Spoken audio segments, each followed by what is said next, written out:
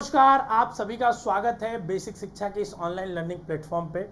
अगर आप दिल्ली यूनिवर्सिटी में 2023 में एडमिशन लेना चाहते हैं तो ये वीडियो आपके लिए बहुत यूजफुल है, क्योंकि इस वीडियो में मैं सारे प्रोसेस को सिंप्लीफाई करके एक्सप्लेन करने वाला हूँ।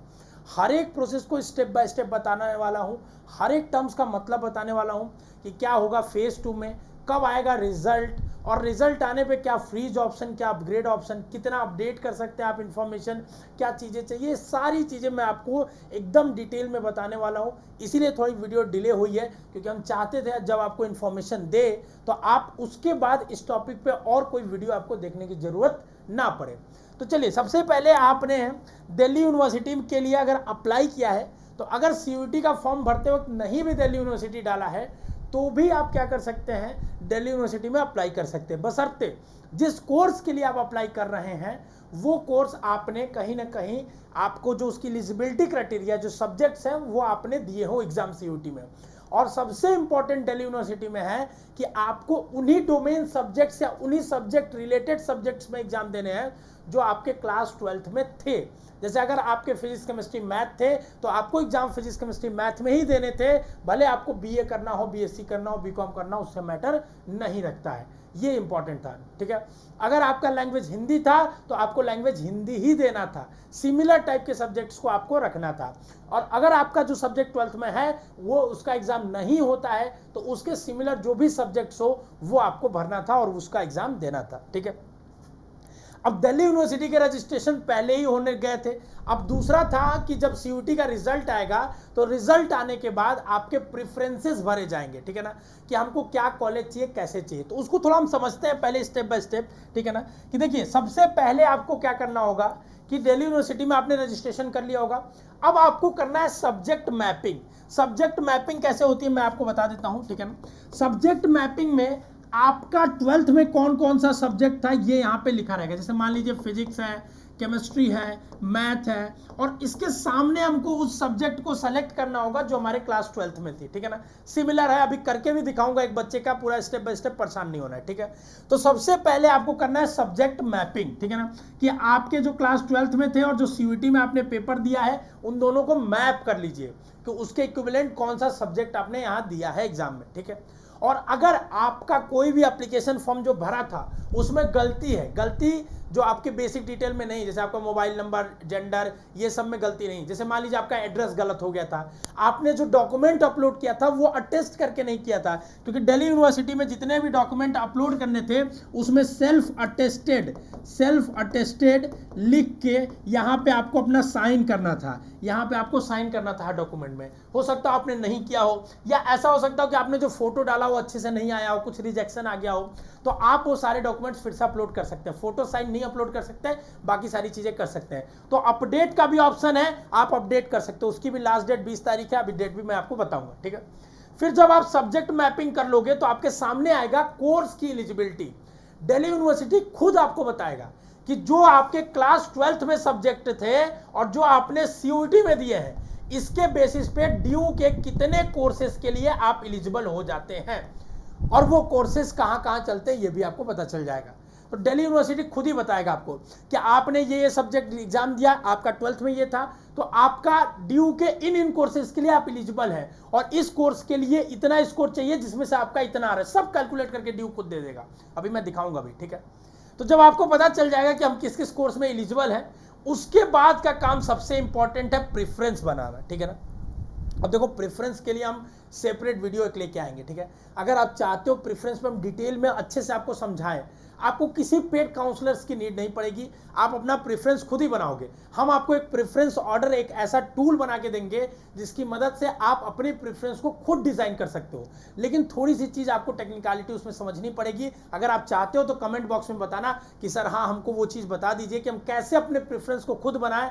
उसकी मदद से जो PDF या जो आपको एक्सेल शीट दी जाएगी वहां से अपने प्रेफरेंस को आप इजीली बना सकते हो, ठीक है ना। कोई पेड काउंसलिंग कुछ लेने की जरूरत नहीं है, ठीक है ना। कहीं भी आपको कुछ भी जाने की जरूरत नहीं, आप खुद ही कर सकते हो। पूरा सिंप्लीफाइड वे में बताएंगे, अगर आपको चाहिए तो कमेंट बॉक्स में बता देना, ठीक है। हर एक कोर्स के लिए लेके आएंगे हम लोग, ठीक है। तो प्रेफरेंस में आपको चूज करना पड़ता है, मैं आपको बताता हूं, ठीक है ना, कि जैसे आपको बताना होता है कि आप कौन सा कोर्स, जैसे मान लीजिए मैं हूं, ठीक है ना, मैंने अप्लाई किया, अपना मैपिंग वैपिंग सब कर दिया। अब मुझे बीएससी करना है, ठीक है ना। तो देखो मेरे माइंड में ये क्लियर है कि हमको बीएससी करना है कोर्स, ठीक है ना। मेजर प्रोग्राम तो आपको क्लियर होता है कि बीएससी करना है कि बीए करना है कि बीकॉम।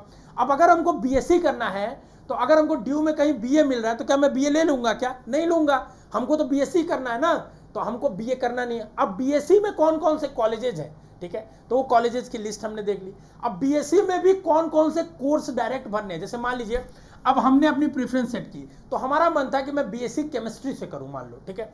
तो हमने सबसे पहले यहां पे लिखा बीएससी केमिस्ट्री, सब्जेक्ट हमने चूज करा, मतलब कोर्स चूज करा, प्रोग्राम चूज करा, जो भी कहना चाहे, ठीक है।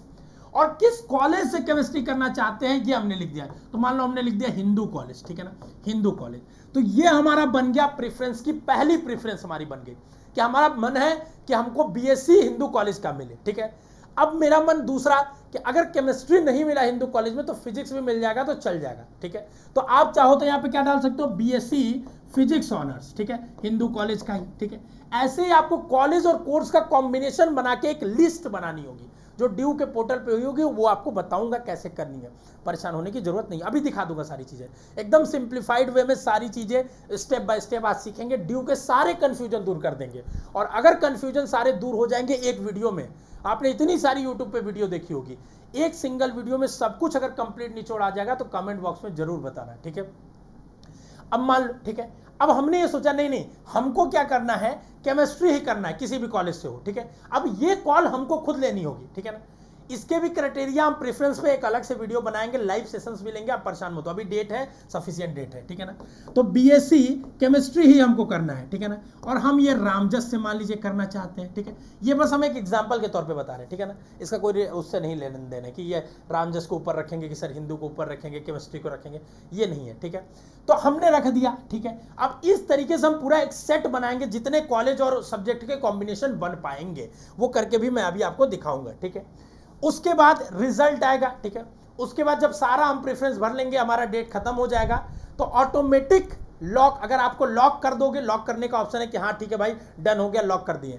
लॉक नहीं करोगे तो ऑटोमेटिक लॉक भी हो जाएगा, और लॉक होने के 2 दिन बाद फिर 1 दिन बाद रिजल्ट आएगा, रिजल्ट का डेट भी आपको बताते हैं, ठीक है। उस दिन आपके पास 2 ऑप्शन होगी, ठीक है। आपको दिखाएगा कि ड्यू में आपको ये कोर्स मिल रहा है, इस कॉलेज में ये कोर्स ऑफर हुआ है, इस कॉलेज में, मान लो हमने लिस्ट बनाई थी, ठीक है। तो हमारे सामने एक कोर्स भी हो सकता है, 2 कोर्स भी हो सकता है, हमको उनमें से कोई एक ही कोर्स में एडमिशन मिलेगा एट ए टाइम, ठीक है। अब ध्यान से सुनना, ठीक है। अब हमको किसी एक ही कोर्स में एडमिशन मिलेगा।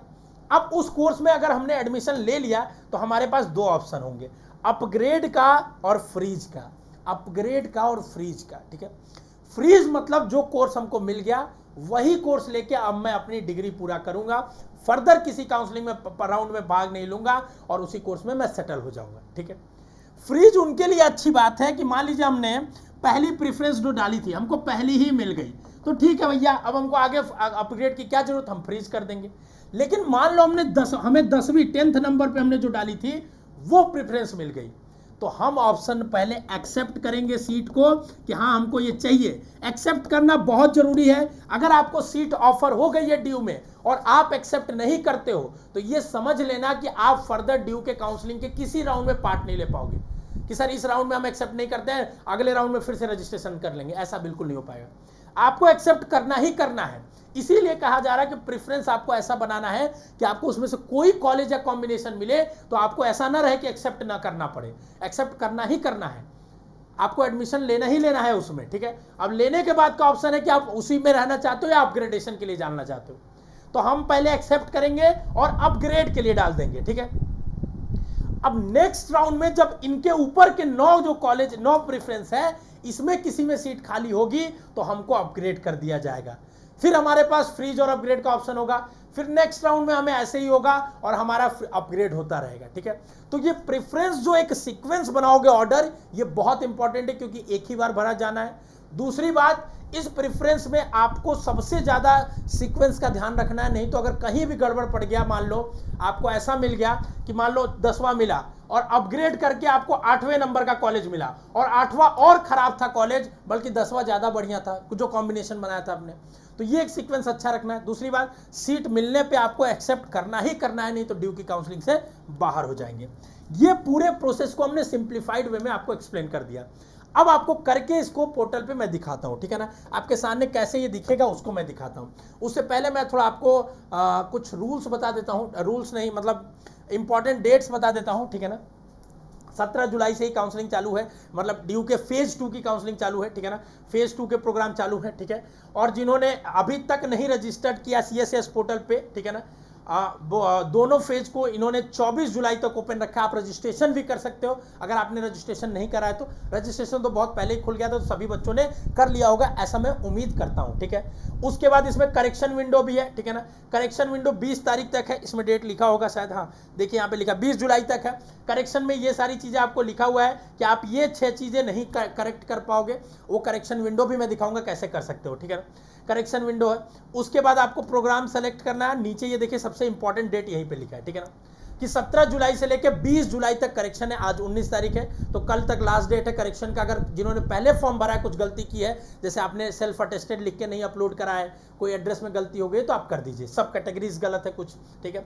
उसके बाद जो प्रेफरेंस भरा जाएगा बच्चों, ठीक है ना, जिसको फेज 2 आप कह सकते हो, जिसमें आपका सब्जेक्ट मैपिंग और प्रेफरेंस होगा, वो 17 जुलाई से 24 जुलाई लास्ट डेट है।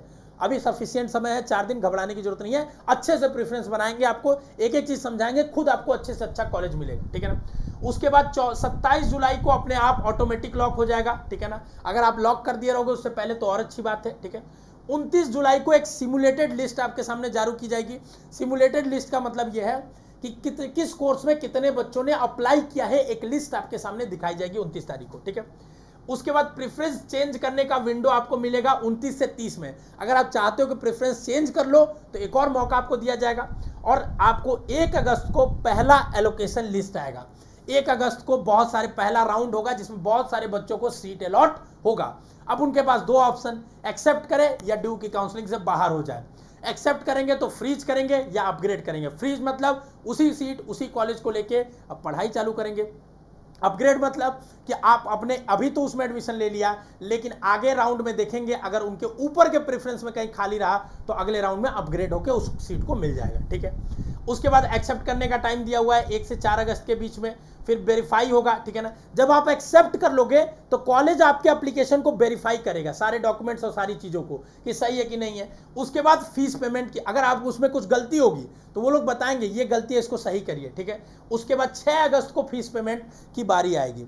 एक चीज़ मैं तुम्हें बताता हूँ सबसे इंपॉर्टेंट है, ठीक है, कि जब तक तुम किसी भी यूनिवर्सिटी के लिए, कॉलेज के लिए, कोर्स के लिए फीस न जमा कर देना, उसमें एडमिशन कंफर्म मत समझना। भले तुम्हारी मेरिट लिस्ट में नाम आ गया, तुम्हारा कहीं भी नाम आ गया, ठीक है, जब तक तुमने फीस वहां जमा नहीं कर दी है, ऑनलाइन या ऑफलाइन कैसे भी जैसे हो रहा है, किसी यूनिवर्सिटी किसी कोर्स में, तुम एडमिशन कंफर्म मत समझना। मेरिट लिस्ट में नाम आ गया, सीट अलॉट हो गया, कॉलेज वेरीफाई हो गया, कुछ भी हो जाए, ये बहुत इंपॉर्टेंट चीज है, ठीक है ना। उसके बाद सेकेंड राउंड चालू होगा, ठीक है ना। अब फर्स्ट राउंड में मान लो बहुत सारे बच्चे नहीं लेंगे, वो सीटें खाली रह जाएगी, तो सेकेंड राउंड चलेगा, ठीक है ना। उसके बाद सेकेंड राउंड चलेगा, फिर थर्ड राउंड चलेगा, ठीक है ना। उसके बाद 3 राउंड ही इसमें दिया है, लेकिन ड्यू कई राउंड्स चलाएगी, ठीक है ना। देखो पहले राउंड में सब अप्लाई करेंगे, ठीक है। 800 में 800 पाने वाला बच्चा, BSc के लिए 600 में 600, BA के लिए 800 में 800, तो पहले राउंड की कट ऑफ ड्यू में हमेशा हाई होगी, ठीक है। आपको उसको देख के खराब, आपको डिमोटिवेट नहीं फील करना है, कि खराब नहीं फील करना है कि सर हमारा तो पहले राउंड में हुआ ही नहीं। दूसरे राउंड में सीटें कट ऑफ बहुत नीचे जाएगी, तीसरे चौथे राउंड आते आते बहुत नीचे वाले बच्चों को भी मिल जाएगा। तो आपको हर राउंड की प्रक्रिया बस चुपचाप फॉलो करते रहनी है। अपडेट्स हम लोग देंगे, सब्सक्राइब करके रख लीजिए चैनल को, एक एक चीज आपको बताते रहेंगे, ठीक है।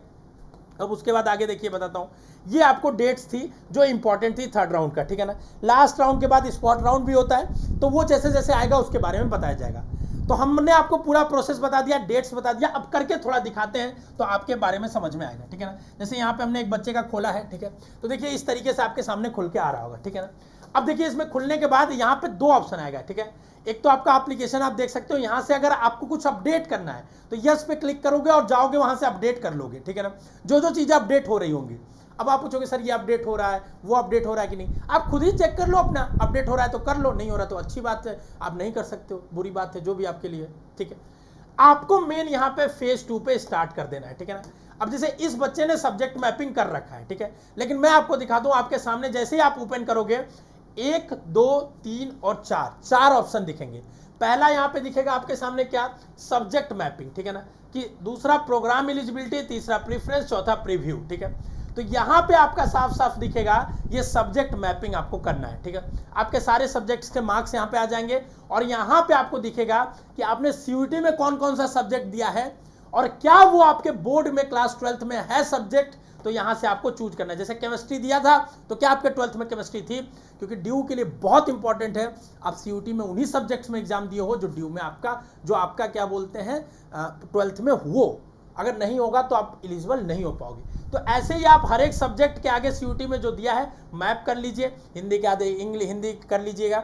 अगर जो सब्जेक्ट नहीं है उसके रिलेटिव कोई भी सब्जेक्ट जो आपने मान लीजिए ऐसा कोई दे दिया जो 12th में नहीं था, जैसे टीचिंग एप्टीट्यूड, ठीक है, तो जो बच जाता है उसके अराउंड उसको कर लीजिएगा। जैसे मान लीजिए आपका ऐसा यहाँ पे टीचिंग एप्टीट्यूड दे दिया, टीचिंग एप्टीट्यूड 12th में था ही नहीं, बट आपके 12th में ऐसा कोई सब्जेक्ट था, ठीक है, जो क्या बोलते हैं जो आपके इस सीयूटी में नहीं है, तो उसको आप लिख सकते हैं। बट एग्जैक्ट होना चाहिए, वो ज़्यादा प्रायोरिटी रखते हैं, उनको देते हैं। अगर फिजिक्स है आपका, फिजिक्स अगर मान लीजिए ऐसा बच्चा आ गया, ठीक है, कि नहीं है, तब उस केस में वो दिक्कतें आती हैं। ठीक है, उसको आपको अभी नेग्लेक्ट करना है, आपको उसके लिए परेशान नहीं होना है। ठीक है, बस आपको ये रखना है जितने सब्जेक्ट्स यहाँ पे दिख रहे हैं सीयूटी में वो आपको 12th के साथ मैप करना है। फिर आपको यहाँ पे आई डिक्लेयर पे क्लिक करेंगे, ठीक है, और सेव एंड कंटिन्यू कर देंगे। ठीक है ना, सेव एंड कंटिन्यू कर देंगे। जैसे ही सेव एंड कंटिन्यू करेंगे आपके सामने फिर इस तरीके से आपको दिख जाएगा। ठीक है, अगर आपको लगता है कि कुछ गड़बड़ हो गया है तो अपडेट मैपिंग पे क्लिक करके फिर से अपडेट कर सकते हैं। ठीक है ना, अब प्रोसीड टू प्रोग्राम फिलिंग पे चलेंगे। ठीक है ना, तो आपके सामने इस तरीके से पूरा बन के आ जाएगा कि आपका रिजल्ट है। अब देखिए आपके सामने दिखा रहा हूं, ठीक है, आपके सामने पूरे एक एक कोर्सेस, ठीक है ना, यहां पे दिखने लगे हैं, सारे कोर्सेस दिखने लगे हैं। ठीक है, और जिस कोर्स के लिए आप एलिजिबल होगे वो कोर्स आगे यहां लिखा रहेगा उसका मार्क। जैसे ये बच्चा इसके लिए एलिजिबल नहीं है साइकोलॉजी के लिए, क्यों नहीं है, क्योंकि you have not selected appeared in relevant test paper required for the program, check program eligibility and test paper. ठीक है ना, इसमें चाहिए था एनी वन लैंग्वेज, जो लैंग्वेज इन्होंने नहीं दिया है इसीलिए एलिजिबल नहीं है। दिखाता हूं, जिसे जिसके लिए एलिजिबल होंगे यहीं पे दिखेगा आपको, जो नहीं होंगे वहां रेड लिख के आएगा। ठीक है, देखिए जैसे आगे दिखाता हूं आपको,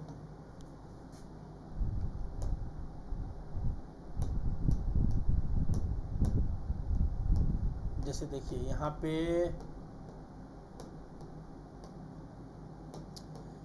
अब जैसे देखिए इस बच्चे ने गड़बड़ क्या कर दिया है, ये किसी कोर्स के लिए एलिजिबल नहीं है। ठीक है, देखिए ये गड़बड़ी आपने भी करी होगी तो आप इसको देखेंगे समझेंगे। ठीक है, क्यों नहीं है किसी कोर्स के लिए एलिजिबल, क्योंकि इस बच्चे ने आपको लैंग्वेज देना मैंडेटरी था, साइंस कोर्स के लिए भी लैंग्वेज देना था, आपको पास होना था लैंग्वेज देके, जो कि आप नहीं हुए हैं। ठीक है, तो ये बच्चा ड्यू के लिए एलिजिबल नहीं हो पाएगा। ये बच्चा भले रजिस्ट्रेशन कर दिया, ड्यू इसका फॉर्म रिजेक्ट कर देगा, क्योंकि आपका एक भी सिलेक्शन ही नहीं है। अगर आप यहाँ पे आते तो इसमें दिख जाता साफ साफ। ठीक है, साइंस वालों बच्चों के लिए लैंग्वेज में पास होना बस जरूरी था, और आर्ट्स के लिए मतलब बीए के लिए और भी अलग अलग स्पेसिफिक है, लेकिन आपको लैंग्वेज जोड़ रहा था, इसीलिए इसका कहीं नहीं दिख रहा है। ठीक है, तो आपको एक दूसरे बच्चे का दिखाता हूं मैं, अभी आपको आपके सामने दिखाता हूं। ठीक है, अब जैसे देखिए एक दूसरे बच्चे का हमने लॉग इन किया, ठीक है, उसने अब गलती कर दी। अगर आपने भी की होगी ये गलती तो आप ड्यू के लिए आपका फॉर्म रिजेक्ट हो चुका है। ठीक है, अब इस बच्चे ने देखिए लैंग्वेज दिया है, ठीक है ना, साइंस डोमेन दिया, जनरल टेस्ट भी दिया है, अच्छा दिया है। ऐसे ये 5 सब्जेक्ट आपको देने चाहिए थे। ठीक है ना, तो देखिए अब जब इसको हम करेंगे, ठीक है ना, प्रोग्राम एलिजिबिलिटी में, तो देखिए इसके सामने हर एक प्रोग्राम के सामने लिख के आ रहा है कि बीए साइकोलॉजी के लिए एलिजिबल है, 457 नंबर इसके आ रहे हैं। ठीक है ना, बीए साइकोलॉजी के प्रोग्राम के लिए, ठीक है ना, 4 डोमेन का जोड़ के 457 आ रहे हैं। ठीक है ना, आपका 800 में आ रहे हैं, हर एक के लिए लिखा है। ठीक है ना, एलिजिबल प्रायोरिटी 2 लिखा है यहाँ पे, देखिए एलिजिबल प्रायोरिटी 2 कि यहाँ पे प्रायोरिटी 2 में इसका एलिजिबल है, तो एक एक यहाँ पे जिसके लिए एलिजिबल है वो लिखा है। अब जैसे हिंदी के लिए नहीं है, ठीक है ना, तो वो एलिजिबल नहीं लिखा है। क्यों नहीं है, यहाँ आप देख सकते हो कि इसका क्या क्या इसमें चाहिए। इस तरीके से आप पूरा पहले चेक कर सकते हो कि आप किस किस कोर्स के लिए एलिजिबल हो। ठीक है, टोटल 78 कोर्स है। ठीक है ना, 78 कोर्स के लिए आप एलिजिबल हो या नहीं हो ये आप चेक कर सकते हो। ठीक है, आप जरूर चेक कर लो पहले। अब यहीं से आपको नोट करके लिख लेना है कि आप इसमें किस किस कोर्स के लिए एलिजिबल हो। जैसे आपको अब क्या करना है, यहीं से प्रेफरेंस बनाना चालू करना है। कैसे, आपको कॉपी कलम लेना है या आप अपने लैपटॉप पे बैठिए, ठीक है, और आपको मान लीजिए जैसे इस बच्चे को अगर मान लीजिए मैं मान के चल रहा हूं कि बीए करना है, ठीक है, तो अब वो देखते जाए बीए के किस किस कोर्स में मैं एलिजिबल हूँ। जैसे साइकोलॉजी में लिख लिया बीए साइकोलॉजी, फिर लिख लिया बीए अरेबिक, बीए बंगाली, जिस जिस बीए के कोर्स में एलिजिबल है लिखते गया, ठीक है ना, लिखते गया। जिसमें नहीं एलिजिबल है उसका नाम नहीं लिखा, ऐसे करते गया। अब जैसे अगर ये बीएससी में भी एलिजिबल है लेकिन इसको बीएससी नहीं करना तो नहीं लिखना है, तो एक लिस्ट इसके पास तैयार हो जाएगी कि उन कॉलेजेस की जो जिसमें उन कोर्सेज की जिसमें ये एडमिशन लेना चाहता है और उसमें एलिजिबल भी है, ठीक है, वो लिस्ट बन जाएगी उसके सामने और वो कोर्सेस आपके लिए प्रेफरेंस बनाने में काम आएंगे, जो अगले वीडियो में मैं बताऊंगा, ठीक है। तो इसमें से आपको ये सारे देख लेना है, ठीक है। उसके बाद प्रोसीड के सेक्शन पे क्लिक करना है, ठीक है ना, यहां से। अब ये सबसे इंपॉर्टेंट है प्रेफरेंस बनाना, ठीक है ना। अब देखिए प्रेफरेंस बनाने के लिए आपको कोर्स और कॉलेज दोनों ऐड करने हैं एक रो में, ठीक है ना, कि कौन सा कोर्स चाहिए और किस कॉलेज का चाहिए ये ऐड करना है, ठीक है। तो देखिए टोटल 771 प्रेफरेंस दिख रहा है, ठीक है। और यहाँ देखिए इस बच्चे ने कुछ भरा भी है, जैसे 85 प्रेफरेंस लगभग भरा भी है, ठीक है ना। तो देखिए मैं आपको बताता हूँ, जैसे अब जैसे इसको क्या करना है कि आपको आप कोर्स खोजोगे तो यहाँ से यह सर्च कर सकते हो आप, ठीक है ना। चाहो तो कॉलेज का नाम डायरेक्ट डाल सकते हो, जैसे हमको किरोरी मल में देखना है तो किरोरी मल के यहाँ पे कर देंगे, ठीक है ना। और यहाँ पे किरोरी मल करने के बाद अप्लाई फिल्टर पे क्लिक कर दोगे तो यहाँ पे किरोरी मल में जितने कोर्सेस है सारे आ जाएंगे, ठीक है। और तुम्हें लगता है कि किरोरी मल का हमको, मान लीजिए जैसे बीएससी कर रहा है, ठीक है ना, किरोरी मल का हमको बीएससी अप्लाइड फिजिक्स डालना है, ठीक है। तो इसको हम क्या कर देंगे, ऐड पे बस क्लिक कर देंगे और प्रेफरेंस नंबर यहाँ लिख दोगे, ऑटोमेटिकली ऐड हो जाएगा, ठीक है। यहाँ पे ऐड होते जाएगा, ठीक है। बहुत इंपॉर्टेंट है, इसको समझ लीजिए प्रेफरेंस बनाना, ठीक है। एक है कि आप कॉलेजेस वाइज पहले सर्च कर लीजिए, ठीक है, क्योंकि कॉलेज कोर्स बहुत कॉम्बिनेशन मिक्सअप हो जा रहा है ना। तो अगर आपने कोर्स पहले तैयार कर लिए कि हमको केमिस्ट्री को प्रेफरेंस देना है, ठीक है, तो आपको कुछ नहीं करना है, यहाँ पे सेलेक्ट कर लेना बीएससी केमिस्ट्री कर लेना है, ठीक है। और उसके बाद यहाँ अप्लाई फिल्टर पे क्लिक कर लीजिए। अब बीएससी केमिस्ट्री जहां जहां है ऐड हो गया, ठीक है ना। अब जो कि कुछ कॉलेजेस जिसने बीएससी केमिस्ट्री के डाल दिए इसलिए वहां नहीं दिख रहा है, ठीक है। तो अब यहाँ से इसको ऐड प्रेफरेंस पे कर दिया, मान लीजिए हमको ये 10वें पे डालना था, हमने डाल दिया। यहाँ से यहाँ पे हमको 10वें पे डालना था, हमने डाल दिया, ठीक है, ओके कर दिया यहाँ से। अब 10वें पे आके तुम देखोगे यहाँ पे प्रेफरेंस नंबर देखिए यहाँ पे दिखाता हूं मैं, देखिए प्रेफरेंस नंबर लिख के आ रहा है। अभी हमने ऐड किया 10वें पे केमिस्ट्री और यहाँ पे आ गया, ठीक है, 10वें पे केमिस्ट्री, समझे। अगर इसको और ऊपर ले जाना है अप पे क्लिक कर लीजिए, नीचे ले जाना है डाउन पे कर लीजिए। लगता है कि ये लिस्ट में खराब आ गया, इसको रिमूव पे क्लिक कर दीजिए, रिमूव हो जाएगा। तो देखिए आप फिर से दिखने लगा कि केमिस्ट्री कोर्स का एक कॉलेज अभी भी बचा हुआ है, राजधानी कॉलेज, समझे। तो ऐसे ही आपको कोर्स वाइज आप जिन जिन कोर्स का आप शॉर्टलिस्ट कर लिए हो कि इतने कोर्सेस में हमको भैया एलिजिबल भी है और हमको लेना है, सर्च करते जाइए, उनको ऐड करते जाइए। अब जैसे इस बच्चे ने टोटल 85 प्रेफरेंस बना लिया, ठीक है, कॉलेज 85 प्रेफरेंस बना लिया। अब इन 85 प्रेफरेंस को आप देख लीजिए कि सही है गलत है कि नहीं, कौन ऊपर नीचे करना है। और उसके बाद प्रोसीड टू प्रीव्यू में जाएंगे तो प्रीव्यू में आपको दिख जाएगा और वहां से आप चाहे तो लॉक भी कर सकते हैं। लॉक मत करना, ऑटो लॉक हो जाएगा और प्रेफरेंस देख लोगे, ठीक है। तो इस तरीके से आपको पूरा ड्यू के काउंसलिंग प्रोसेस को हैंडल करना है, ठीक है। ड्यू सबसे कॉम्प्लेक्स है काउंसलिंग प्रोसेस में, क्योंकि पहले एक रजिस्ट्रेशन था, रजिस्ट्रेशन करने के बाद अब आपका है सब्जेक्ट मैपिंग, सब्जेक्ट मैपिंग के बाद आपका प्रेफरेंस ऑर्डर भरना भी अपने आप में टफ टास्क है, उससे ज्यादा टफ टास्क है ये प्रेफरेंस बनाना। पर आप चाहते हो तुम कमेंट बॉक्स में बताना, हम अगले वीडियो में बताएंगे। आप अपने अकॉर्डिंग अपने मन के बना सकते हो, फ्रीली घर बैठे एक एक चीज बना सकते हो, ठीक है। और अभी फ्री टाइम है तो आप हर एक कॉलेजेस की वेबसाइट खोल के चेक करो कि क्या उस वेबसाइट उस कॉलेज में प्लेसमेंट्स होते हैं, उसका कैसा कैंपस है, उसके बारे में रिव्यूज चेक करो, ठीक है। क्योंकि आप खुद अगर पढ़ने जा रहे हो, मैं कह दूं कि किरोरी मल बेस्ट है, हंसराज बेस्ट है, वो मानो, ठीक है, मैं आपका गुरु हूं, ठीक है। लेकिन आप भी अपने लेवल पे रिसर्च करो। जो फालतू के दिन भर वीडियो देखते हो, जैसे ड्यू काउंसलिंग पे अब आपको वीडियो देखने की जरूरत नहीं, सारी चीजें हमने कवर कर दी। कुछ छुट्टी हो तो कमेंट बॉक्स में बता देना। अब आपको कॉलेजेस के बारे में जानने की जरूरत है, तो आप कॉलेजेस के बारे में जानो, जाके गूगल पे सर्च करो, कोरा पे पढ़ो, आपको अलग अलग चीजें जानने को मिलेगी। उसके मेन वेबसाइट को सर्च करो, पूरा खंगाल डालो वेबसाइट में क्या काम का मिल रहा है क्या नहीं मिल रहा है, तब आपको एक अच्छा नॉलेज मिलेगा। क्योंकि इस समय खाली पीरियड है, खाली टाइम है, तो आप कर सकते हैं इस काम को। फालतू फर्जी वीडियो देखने से अच्छा तो यही करिए, ठीक है। होपफुली आपको ड्यू काउंसलिंग पे सारी की सारी अपडेट, सारी इंफॉर्मेशन मिल गई होगी, कोई कंफ्यूजन नहीं बचा होगा। अगर वीडियो पसंद आई है तो चैनल को सब्सक्राइब करो, कमेंट बॉक्स में बताओ कैसी लगी, और नेक्स्ट आप और किस टॉपिक पे आप वीडियो चाहते हो ये बता देना। All the best.